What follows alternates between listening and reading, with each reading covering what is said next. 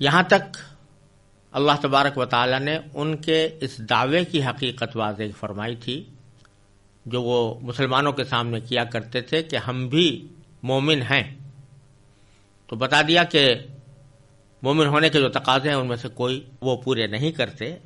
اور اگر مومن ہیں تو ان کا ایمان بہت ہی بری باتوں کا ان کو حکم دے رہا ہے۔ اب آگے ان کے ایک دوسرے دعوے کی بڑی مدلل تردید ہے، اور وہ یہ کہ وہ یہ کہتے تھے کہ ہم تو اللہ کے بیٹے اور اللہ کے محبوب ہیں، نحن ابناء اللہ و احباؤہ، اور ہمیں آگ چھو ہی نہیں سکتی اور ہم کبھی دوزخ میں جا ہی نہیں سکتے، یعنی جیسا بھی عمل کرتے رہیں آگ ہمیں نہیں چھوئے گی، اور اللہ تبارک و تعالی ہمیشہ ہمیں جنت میں رکھیں گے۔ اب اس دعوے کی تردید اگلی آیات میں فرمائی جا رہی ہے۔ میں پہلے ان آیات کی تلاوت کرتا ہوں، پھر اس کا ترجمہ اور مختصر تشریح انشاءاللہ عرض کروں گا۔ اعوذ باللہ من الشیطان الرجیم، بسم اللہ الرحمن الرحیم۔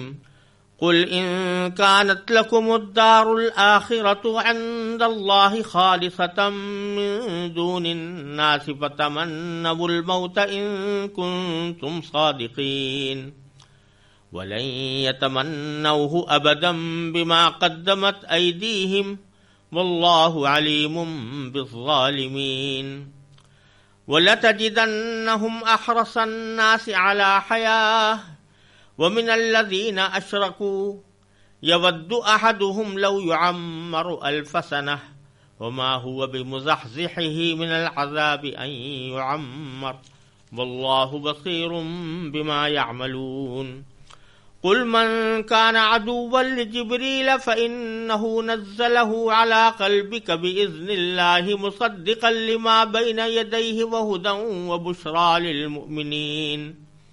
من كان عدوا لله وملائكته ورسله وجبريل وميكال فإن الله عدو للكافرين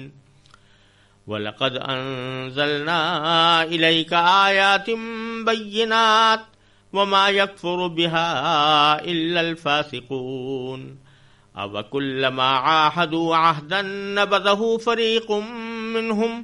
بَلْ أَكْثَرُهُمْ لَا يُؤْمِنُونَ۔ ان آیات کریمہ کا ترجمہ یہ ہے کہ آپ ان یہودیوں سے کہہ دیجئے، یہ نبی کریم صلی اللہ علیہ وسلم سے خطاب ہو رہا ہے کہ آپ ان سے یہودیوں سے کہہ دیجئے کہ اگر اللہ کے نزدیک آخرت کا گھر تمام انسانوں کو چھوڑ کر صرف تمہارے ہی لیے مخصوص ہے تو موت کی تمنا تو کر کے دکھاؤ اگر واقعی سچے ہو۔ اور انہوں نے اپنے جو کرتوت آگے بھیج رکھے ہیں ان کی وجہ سے یہ کبھی ایسی تمنا نہیں کریں گے، اللہ ظالموں کو خوب جانتا ہے۔ یقیناً تم ان لوگوں کو پاؤ گے کہ انہیں زندہ رہنے کی حرص دوسرے تمام انسانوں سے زیادہ ہے، یہاں تک کہ مشرکین سے بھی زیادہ۔ ان میں کا ایک ایک شخص یہ چاہتا ہے کہ 1000 سال عمر پائے، حالانکہ کسی کا بڑی عمر پا لینا اسے عذاب سے دور نہیں کر سکتا، اور یہ جو عمل بھی کرتے ہیں اللہ اسے اچھی طرح دیکھ رہا ہے۔ کہہ دو کہ اگر کوئی شخص جبرائیل کا دشمن ہے تو ہوا کرے، انہوں نے تو یہ کلام اللہ کی اجازت سے تمہارے دل پر اتارا ہے جو اپنے سے پہلے کی کتابوں کی تصدیق کر رہا ہے، اور ایمان والوں کے لیے مجسم ہدایت اور خوشخبری ہے۔ اگر کوئی شخص اللہ کا، اس کے فرشتوں اور رسولوں کا اور جبرائیل اور میکائیل کا دشمن ہے تو وہ سن رکھے کہ اللہ کافروں کا دشمن ہے، اور بے شک ہم نے آپ پر ایسی آیتیں اتاری ہیں جو حق کو آشکار کرنے والی ہیں، اور ان کا انکار وہی لوگ کرتے ہیں جو نافرمان ہیں۔ یہ آخر کیا معاملہ ہے کہ ان لوگوں نے جب کوئی عہد کیا ان کے ایک گروہ نے اسے ہمیشہ توڑ پھینکا، بلکہ ان میں سے اکثر لوگ ایمان لاتے ہی نہیں۔ اللہ تبارک و تعالی نے ان آیات میں ان کے اس دعوے کی تردید فرمائی ہے جو وہ کیا کرتے تھے کہ ہم چونکہ اللہ کے چہیتے بیٹے ہیں اس لیے اللہ تبارک و تعالی ہمیں کوئی عذاب نہیں دے گا، اور ہم ہمیشہ جنت میں رہیں گے۔ تو اللہ تعالیٰ فرماتے ہیں کہ اس کا آسانی سے امتحان اس طرح ہو سکتا ہے کہ اگر تمہارا یہ دعویٰ سچا ہے تو ذرا کھل کر علانیہ طور پر موت کی تمنا کر کے دکھاؤ، کیونکہ جب تم یہ کہتے ہو کہ آخرت کے گھر میں ہمارے لیے نعمتیں ہی نعمتیں ہیں، تو ذرا موت کی تمنا کر کے دکھاؤ اور کہہ دو کہ ہم مرنے کو اچھا سمجھتے ہیں تاکہ اس آخرت کے گھر میں پہنچ جائیں۔ چنانچہ باری تعالیٰ فرماتے ہیں قل، اے پیغمبر آپ ان سے کہہ دیجئے ان کانت لکم الدار الآخرۃ عند اللہ خالصۃ، کہ اگر آخرت کا گھر تمہارے لیے خالص ہے من دون الناس، اور تمام لوگوں کو چھوڑ کر، فتمنوا الموت، تو موت کی تمنا کر کے دکھاؤ، ان کنتم صادقین، اگر واقعی اپنے اس دعوے میں سچے ہو۔ پھر آگے اللہ تبارک و تعالی نے پیش گوئی فرما دی کہ وَلَن يَتَمَنَّوْهُ أَبَدًا، وہ ہرگز کبھی بھی موت کی تمنا نہیں کریں گے، بما قدمت ایدیہم، ان اعمال کی وجہ سے یا ان کرتوتوں کی وجہ سے جو انہوں نے آگے بھیج رکھے ہیں۔ وہ جانتے ہیں کہ ہم نے جو کام کیے ہیں ان کے اوپر اگر مر گئے تو مرنے کے بعد اللہ تبارک و تعالیٰ کی طرف سے سزا ہوگی، تو اس واسطے وہ موت کی تمنا کبھی نہیں کریں گے۔ اب یہ ایک ایسا دعویٰ قرآن کریم نے کر دیا جس کو جھٹلانا ان کے لیے بہت ہی آسان تھا۔ وہ اگر ایک مرتبہ آ کر کہہ دیتے زبان سے کہ قرآن تو کہہ رہا ہے کہ وہ کبھی تمنا نہیں کریں گے، لیکن ہم آپ کے سامنے کھلم کھلا کہتے ہیں کہ ہم موت کی تمنا کرتے ہیں،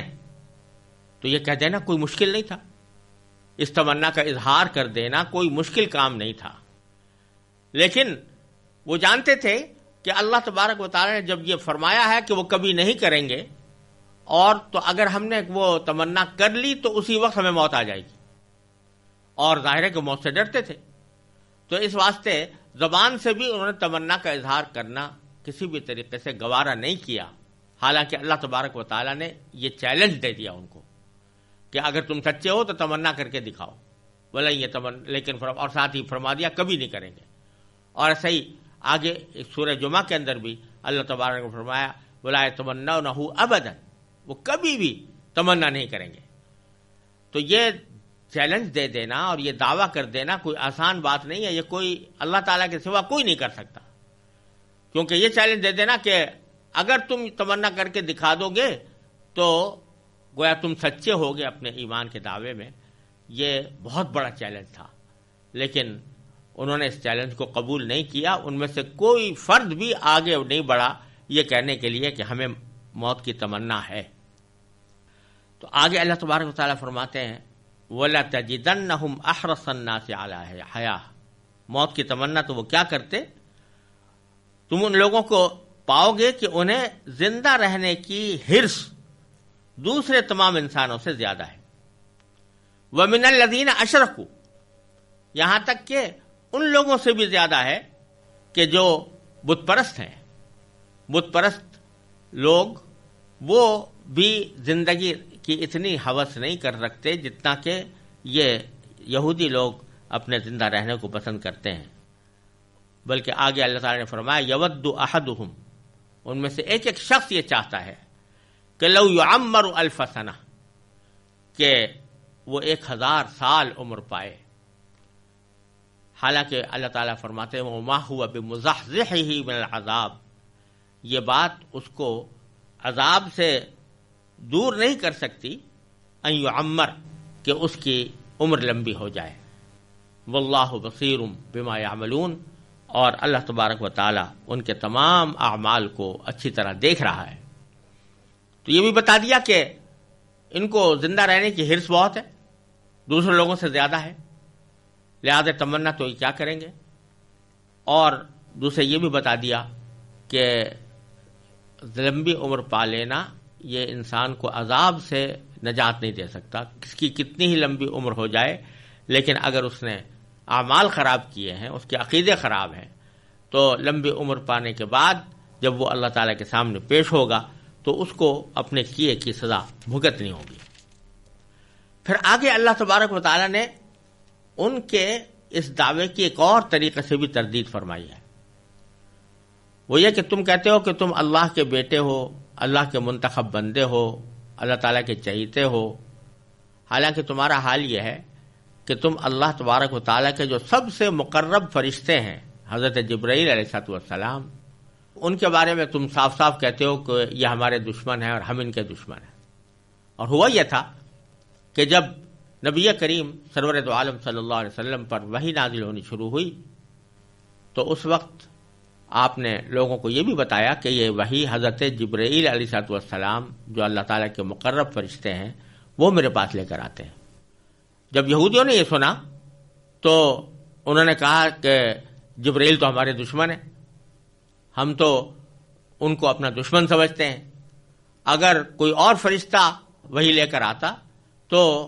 ہو سکتا تھا کہ ہم بات مان لیتے، لیکن یہ تو ہمارے دشمن فرشتے ہیں. اب یہ بیوقوفی کی بات انہوں نے کہی تھی تو اللہ تبارک و تعالیٰ فرماتے ہیں کہ جب تم خود جبرائیل کو اپنا دشمن سمجھتے ہو جبکہ جبرائیل علیہ السلام اللہ تعالیٰ کے مقرب فرشتے ہیں، تو جو شخص اللہ تعالیٰ کے فرشتوں کو اپنا دشمن مانے تو اللہ تعالیٰ اس کا دشمن ہے، کیونکہ اللہ تبارک و تعالیٰ ہی کی مقدس مخلوق ہے فرشتے. تو جو کوئی ان کا دشمن ہوگا وہ اللہ کا دشمن ہوگا.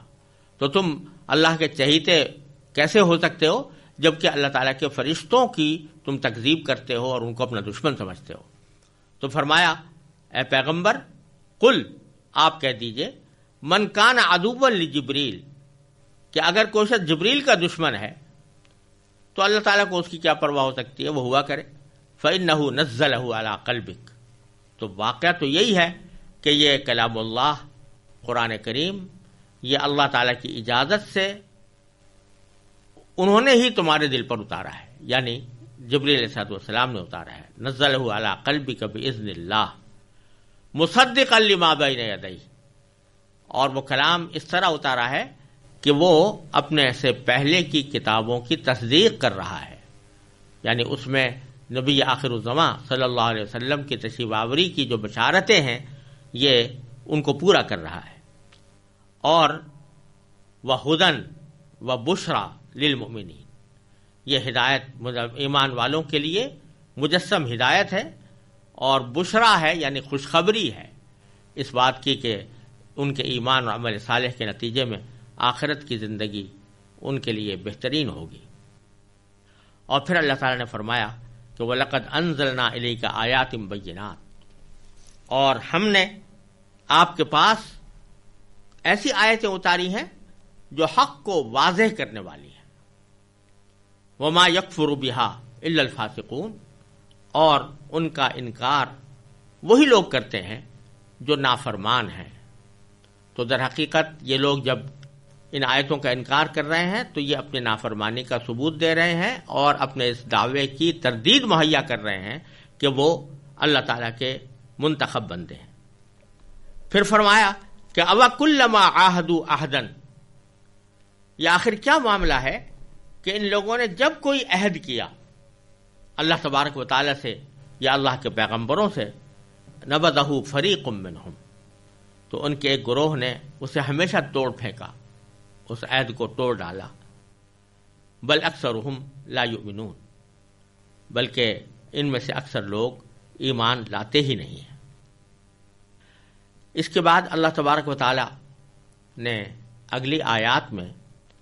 یہ بیان فرمایا ہے کہ وہ نہ صرف یہ کہ رسول اللہ صلی اللہ علیہ وسلم کی تصدیق نہیں کرتے اور آپ کی بات کو نہیں مانتے، آپ کو رسول تسلیم نہیں کرتے، اس کے بجائے جب رسول اللہ صلی اللہ علیہ وسلم کی رسالت کو ماننے کا معاملہ آتا ہے تو اللہ کی کتاب کو تو یہ پیچھے ڈال دیتے ہیں، اللہ تعالیٰ کی کتاب کو تو پس پش ڈال دیتے ہیں. یعنی تورات کو بھی، کیونکہ تورات کے اندر نبی آخر الزماں صلی اللہ علیہ وسلم کی تشریف آوری کی بشارتیں موجود تھی، اس کو بھی پس پش ڈال دیتے ہیں، اور خود یہ کتاب جو اللہ تعالیٰ کی نازل ہوئی ہے اس کو بھی پس پش ڈال دیتے ہیں، گویا کہ ان کو اس کا پتہ ہی نہیں تھا. اور اللہ کی کتاب کو پس پش ڈالنے کے بعد پیچھے پڑے ہوئے ہیں کچھ ایسے جادو منتروں کے،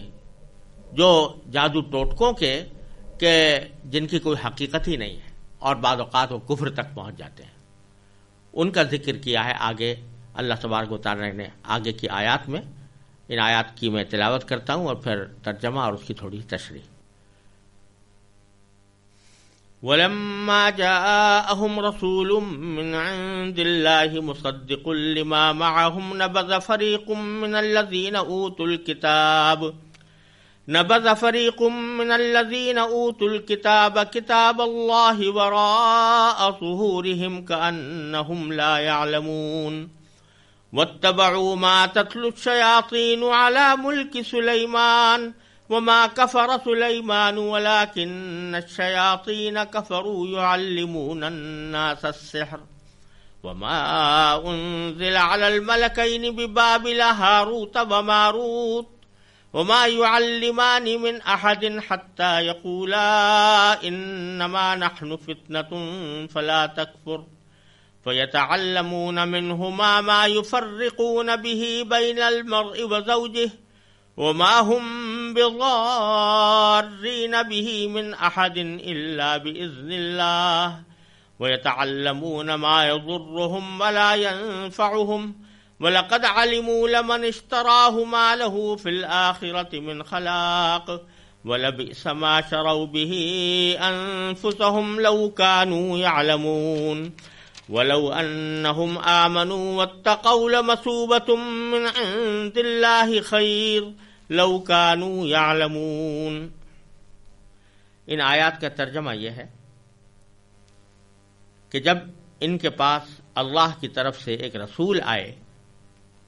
جو اس تورات کی تصدیق کر رہے تھے جو ان کے پاس ہے، تو اہل کتاب میں سے ایک گروہ نے اللہ کی کتاب کو اس طرح پس پش ڈال دیا گویا وہ کچھ جانتے ہی نہ تھے، اور ان منتروں کے پیچھے لگ گئے جو سلیمان علیہ السلام کی سلطنت کے زمانے میں شیاطین پڑھا کرتے تھے۔ اور سلیمان علیہ السلام نے کوئی کفر نہیں کیا تھا، البتہ شیاطین لوگوں کو جادو کی تعلیم دے کر کفر کا ارتکاب کیا کرتے تھے۔ نیز یہ لوگ اس چیز کے پیچھے لگ گئے جو بابل شہر میں ہاروت اور ماروت نامی دو فرشتوں پر نازل کی گئی تھی۔ یہ دو فرشتے کسی کو اس وقت تک کوئی تعلیم نہیں دیتے تھے جب تک اس سے یہ نہ کہہ دیں کہ ہم محض آزمائش کے لیے بھیجے گئے ہیں، لہذا تم کفر اختیار نہ کرنا۔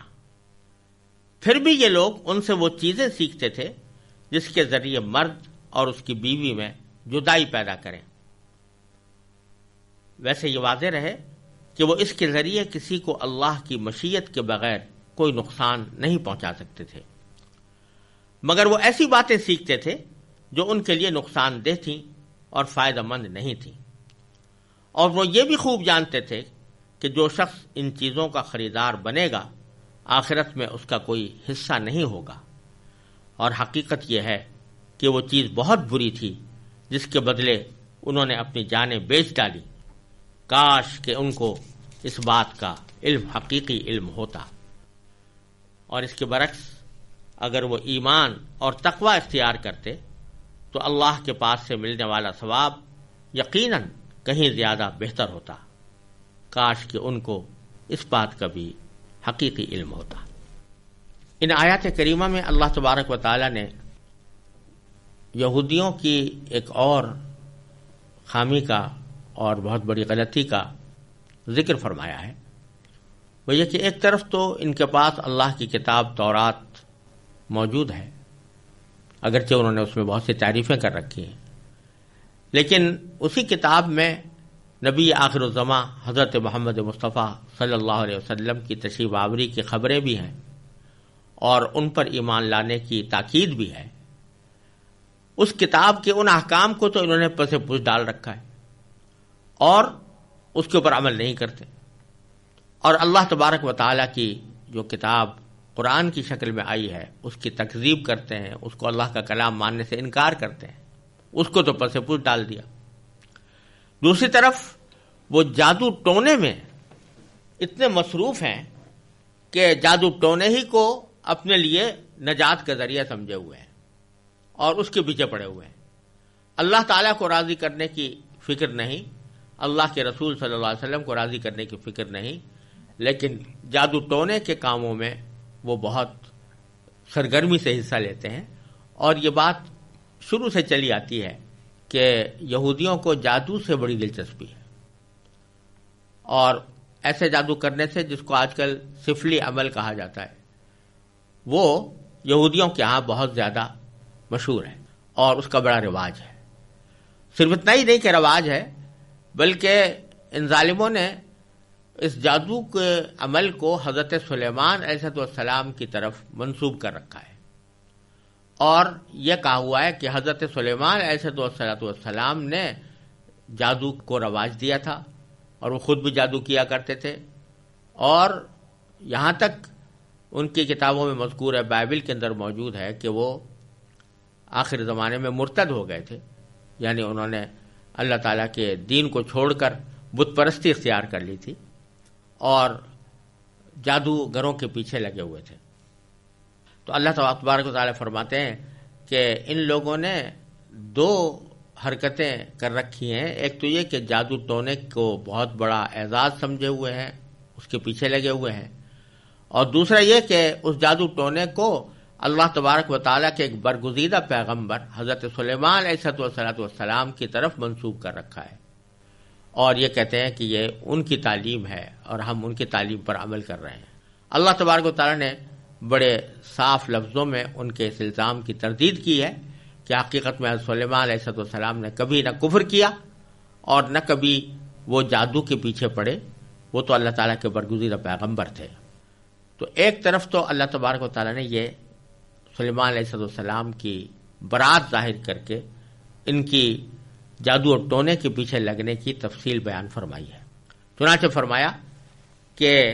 وَلَمَّا جَاءَهُمْ رَسُولٌ مِّنْ عِندِ اللَّهِ، اور جب ان کے پاس اللہ تبارک و تعالیٰ کی طرف سے ایک رسول آ گیا، اور اس سے مراد نبی آخر الزماں سرور دو عالم صلی اللہ علیہ وسلم ہیں، یعنی آپ تشریف لے آئے، تو انہوں نے کیا کیا؟ نبذ فریق من الذین اوتوا الکتاب، یہ نبی آ گئے، پیغمبر آ گئے، مصدق لما معہم، جو تصدیق کر رہے تھے ان پیشین گوئیوں کی جو ان کے پاس موجود ہیں. تو نبذ فریق من الذین اوتوا الکتاب، اہل کتاب میں سے ایک گروہ نے پیچھے پھینک دیا کتاب اللہ کی کتاب کو، وراء ظہورہم، اپنی پشتوں کے پیچھے ڈال دیا، یعنی اس کو نظر انداز کر دیا، اس پر عمل کرنے کی کوشش نہیں کی. کأنہم لا یعلمون، ایسے بن گئے جیسے کہ ان کو بالکل کوئی علم ہی نہیں ہے کہ اللہ کی کتاب میں نبی آخر الزماں صلی اللہ علیہ وسلم کی کیسی بشارتیں موجود ہیں. واتبعوا ما تتلو الشیاطین، اللہ کی کتاب کو تو پتہ پوچھ ڈال دیا اور پیچھے لگ گئے ان چیزوں کی، ان منتروں کے جو شیاطین پڑھا کرتے تھے علی ملک سلیمان علیہ السلام کی سلطنت کے زمانے میں. یعنی حضرت سلیمان علیہ السلام خود تو جادو سے بالکل بری تھے، لیکن حضرت سلیمان علیہ السلام کے زمانے میں کچھ شیاطین نے، جن میں جنات بھی داخل ہیں اور انسان بھی داخل ہیں، ان لوگوں نے کچھ منتر پڑھنے شروع کیے تھے، اور اس منتروں کے ذریعے وہ جادو کی تعلیم دیا کرتے تھے اور خود بھی جادو پر عمل کیا کرتے تھے. تو انہی منتروں کے پیچھے یہ یہودی لگے رہے، اللہ کی کتاب کو پھر سے پوچھ ڈال کر اس کے پیچھے لگ گئے. پھر بیچ میں اللہ تبارک و تعالیٰ نے بہت ہی ضروری سمجھا اس بات کو کہ ان لوگوں نے حضرت سلیمان علیہ السلام کے بارے میں جو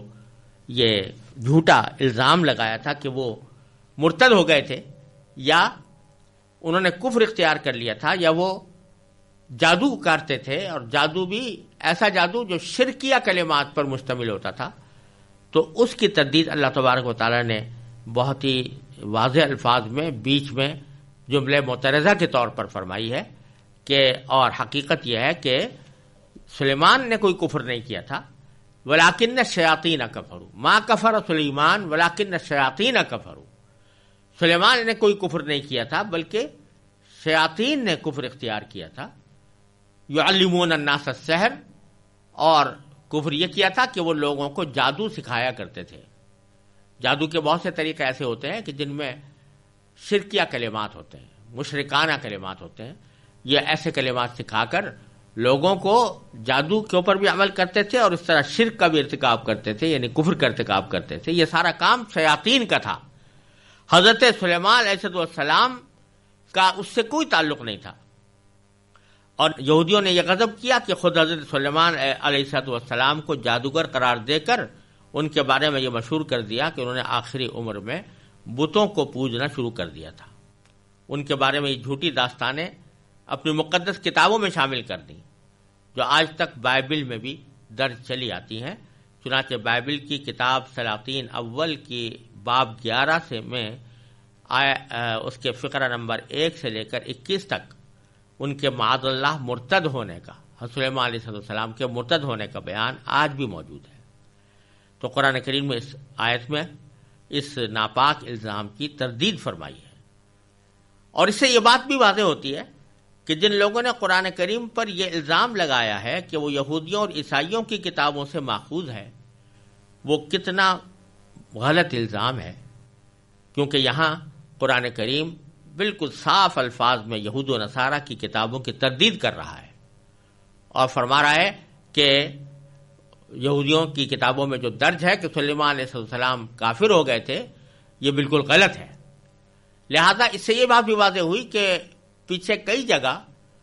تورات یا انجیل کے بارے میں اللہ تبارک و تعالی نے جو یہ فرمایا کہ قرآن اس کی تصدیق کرتا ہے، تو اس کا یہ مطلب نہیں ہے کہ جو کچھ بھی آج تورات اور انجیل میں موجود ہے وہ ساری باتوں کی تصدیق کرتا ہے، بلکہ مطلب یہ ہے کہ اس میں جو دین کے بنیادی عقائد ہیں ان کی تصدیق کرتا ہے، توحید کی تصدیق کرتا ہے۔ اسی طرح اس بات کی تصدیق کرتا ہے کہ اس میں نبی آخر الزماں صلی اللہ علیہ وسلم کی تشریف آوری کی بشارتیں موجود ہیں۔ یہ مطلب نہیں ہے کہ اس کی ہر بات کی تصدیق کرتا ہے۔ چنانچہ یہاں صریح لفظوں میں اللہ تبارک و تعالیٰ نے اس بات کی تردید کی جو تورات میں واضح الفاظ میں موجود ہے۔ تو معلوم ہوا کہ یہ الزام بالکل غلط ہے کہ قرآن ماخوذ ہے یہود و نصارہ کی کتابوں سے، اور یہ بات بھی غلط ہے کہ جہاں وہ تصدیق کر رہا ہے تو ان کی ساری باتوں کی تصدیق کر رہا ہے، یہاں واضح طور پر اس کی تردید فرمائی۔ پھر اس سے ایک اور بات بھی معلوم ہوتی ہے کہ یہ بات کہ بائبل میں حضرت سلیمان علیہ السلام کا مرتد ہونا مذکور ہے، اس کا علم نبی کریم سرور دو عالم صلی اللہ علیہ وسلم کو وحی کے سوا کسی اور طریقے سے نہیں ہو سکتا تھا، اس واسطے کہ آپ امی تھے اور مکہ مکرمہ میں آپ نے پرورش پائی، وہاں کوئی آدمی ایسا نہیں تھا جو آپ کو یہود و نصارہ کی کتابوں کی تعلیم دیتا، تو جو آپ کے بارے میں آپ کے علم میں کچھ نہیں تھا، قرآن کریم کے آنے سے پہلے یہ بات معلوم نہیں تھی کہ حضرت سلیمان علیہ السلام کے بارے میں ان کی کتابوں میں کیا لکھا ہوا ہے۔ یہ بات جو معلوم ہوئی اور اس کی جو تردید فرمائی، یہ اس بات کی واضح دلیل ہے کہ آپ یہ بات اللہ جل جلالہ کی طرف سے وحی پا کر ارشاد فرما رہے ہیں، اور وحی کے بغیر آپ کو اس کا علم نہیں ہو سکتا تھا۔